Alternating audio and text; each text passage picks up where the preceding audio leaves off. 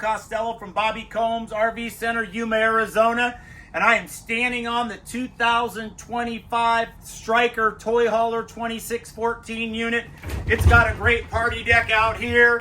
And if you really do want to get rid of some of the family, honey, I need another beer. Let me in. It's a great party deck, folks. Look at when you walk into this beautiful little living room to sit in here. You've got plenty of seats to sit on.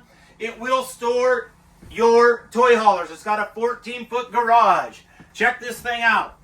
Big fridge. Check out the big fridge. Plenty of space. Ladies, you still got an oven in your Stryker with the 3-burner stove.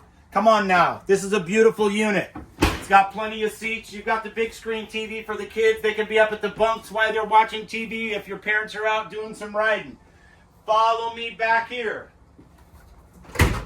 We got a walk-through bathroom. Whoop.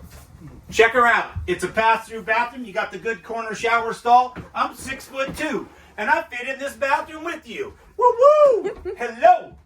Now we come on in to the master bedroom. Check her out. King bed, plenty of storage on each side. We got plenty of doors here to store your linens and things like that.